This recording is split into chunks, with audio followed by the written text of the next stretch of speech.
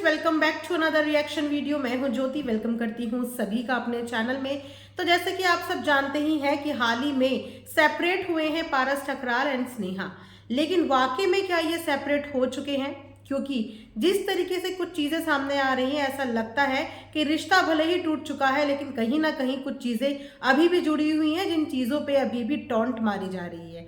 वैसे टॉन्ट मारने का आजकल का एक नया ट्रेंड सोशल मीडिया पे देखने को मिला है कि जब सामने से किसी को ना कुछ बोल पाओ तो टॉन्टबाजी करो। तो मैं आपको पूरा सिनेरियो बताऊंगी, उससे पहले आप सबको वीडियो को सब्सक्राइब करना है, चैनल को लाइक करना है और वीडियो को एंड तक जरूर देखना है।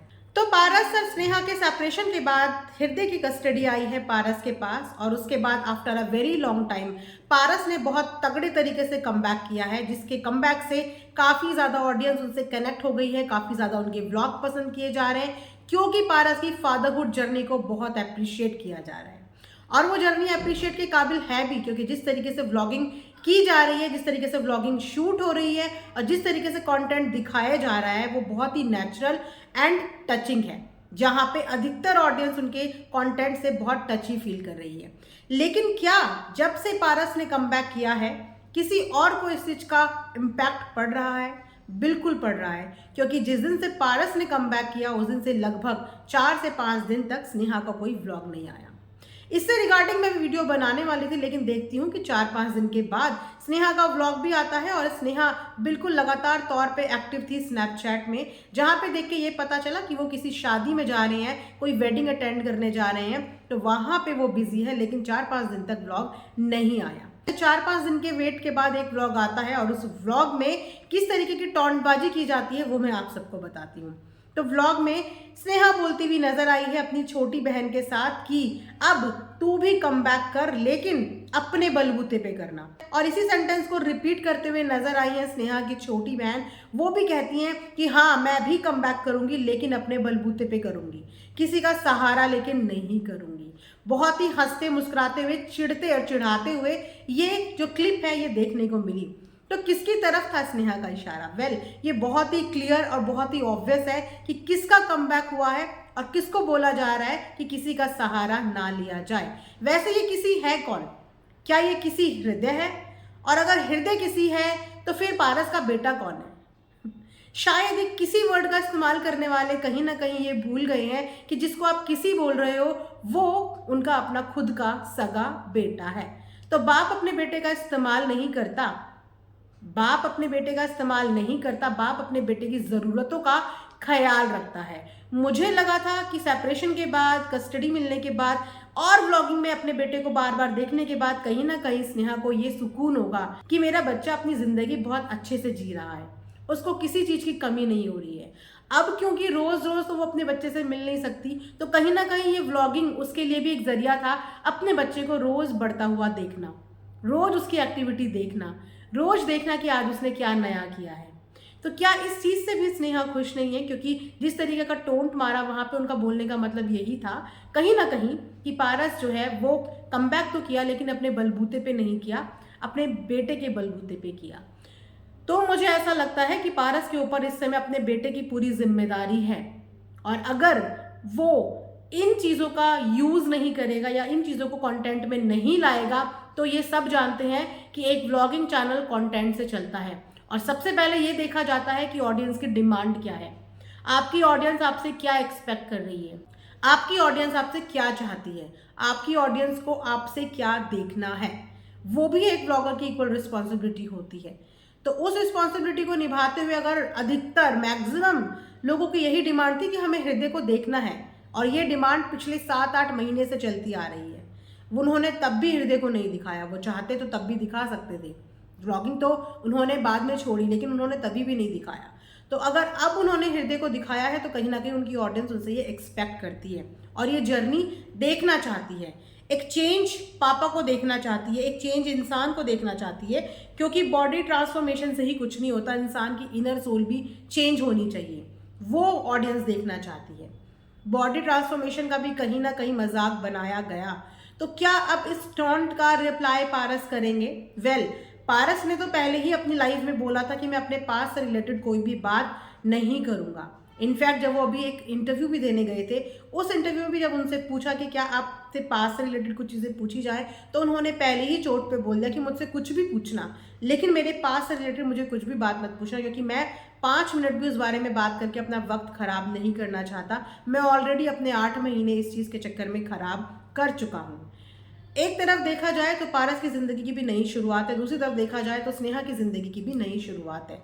लेकिन स्नेहा जिस तरीके की कमेंट्स और जिस तरीके की ये टॉन्ट कर रही है, कहीं ना कहीं ये सब्सक्राइबर्स को भी पसंद नहीं आ रही है, कहीं ना कहीं उन्हें भी अच्छा नहीं लग रहा है, क्योंकि पारस से पहले स्नेहा ने अपनी व्लॉगिंग शुरू कर दी थी। वो काफ़ी टाइम से व्लॉग्स बना रही है, 0 से उसने अपना चैनल शुरू किया और आज 1 मिलियन वो क्रॉस कर चुकी है। उस पूरी ड्यूरेशन में कभी भी कमेंट या कभी भी टॉन्ट नहीं मारी पारस ने कि तुमने चैनल क्यों बनाया, तुम चैनल पे क्यों काम कर रही हो, कुछ भी नहीं, साइलेंट। तो जब अब पारस ने वीडियो बनानी या व्लॉगिंग करनी शुरू करी तो अभी तो सिर्फ 6-7 व्लॉग ही हुए हैं, अभी से टॉन्ट आनी शुरू हो गई। इस पे सब्सक्राइबर्स का, ऑडियंस का क्या रिएक्शन है ये भी मैं आपको बताती हूँ।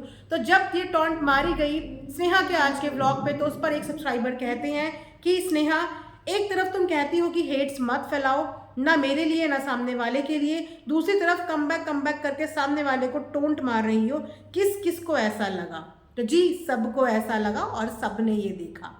ज़रूरी नहीं होता कि आप अगर किसी का नाम ना लो तो ये समझ में नहीं आता कि ये टॉन्ट किसके लिए था।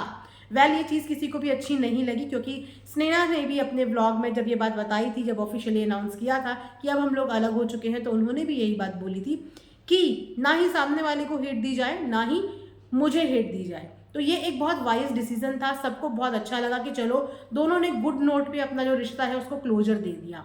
लेकिन अचानक से स्नेहा के इस तरीके से मजाक बनाने वाले वीडियो से काफ़ी ज़्यादा लोग निराश हुए हैं, क्योंकि वो लोग ये एक्सपेक्ट कर रहे थे कि अब दोनों अपनी लाइफ में आगे बढ़ गए हैं, अपनी अपनी ज़िंदगी में आगे बढ़ेंगे।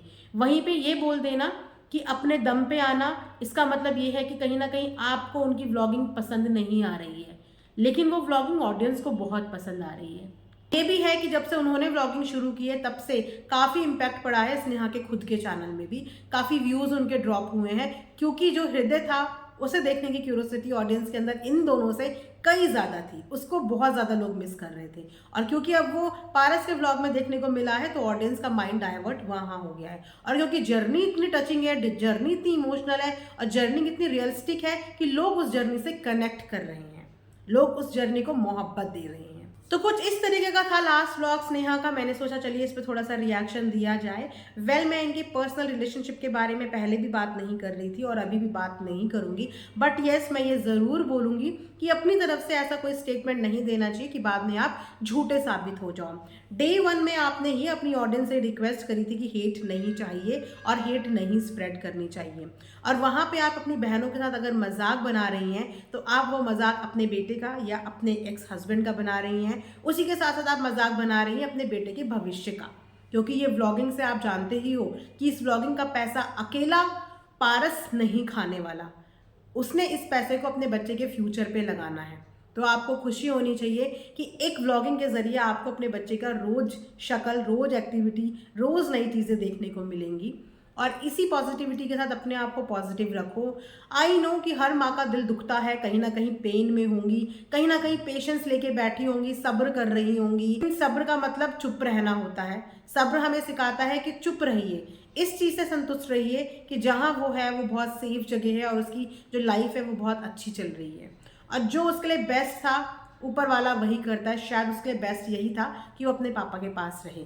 और रही बात स्नेहा की, तो स्नेहा की फैमिली मेंबर्स स्नेहा को बहुत सपोर्ट करते हैं, उनकी मम्मी उन्हें बहुत सपोर्ट करती है, दोनों बहनें बहुत सपोर्ट करती हैं, व्लॉगिंग में पूरा कंटेंट देते हैं, व्लॉगिंग में सब सपोर्ट करते हैं। तो देखा जाए तो जब स्नेहा ने कम बैक किया था तो उसने भी अपनी पूरी फैमिली का सहारा लिया था, क्योंकि family vlogging is all about the family members, right. तो जब फैमिली मेंबर्स में स्नेहा के कमबैक में स्नेहा की पूरी फैमिली थी, तो अब अगर पारस का कमबैक हुआ है तो उसके कमबैक में भी तो उसकी पूरी फैमिली होगी, एंड हृदय उस फैमिली का हिस्सा है। तो आई थिंक ये टॉन्टबाजी नहीं मारनी चाहिए। आपको वो बात याद करनी चाहिए कि आपने खुद ये बोला था कि किसी तरीके की हेट ना फैलाएं, किसी तरीके की चीज़ें ना करें। तो ऐसा लगता है कि शुरुआत आपने कर दी है। अब मुझे इतना पता है कि पारस इस बात पे कोई भी चीज़ नहीं बोलेंगे, क्योंकि उन्होंने अपनी ऑडियंस को लाइव में ये प्रॉमिस दिया है और ये वर्ड्स दिए हैं कि वो कभी भी अपने पास से रिलेटेड कोई भी चीज़ नहीं बोलेंगे, कोई भी नेगेटिव चीज़ें नहीं दिखाएंगे। अब देखते हैं कि पारस अपने इस पॉइंट पे, अपने इस प्रॉमिस पे रह पाते हैं या फिर वो भी अपनी बात से मुकर के इस टोंट का जवाब देते हैं। तो ये था अभी तक का आज का रिएक्शन। आई होप आप लोगों को पसंद आया हो। लाइक शेयर एंड सब्सक्राइब जरूर करें and thanks for watching earth mom Dehradun.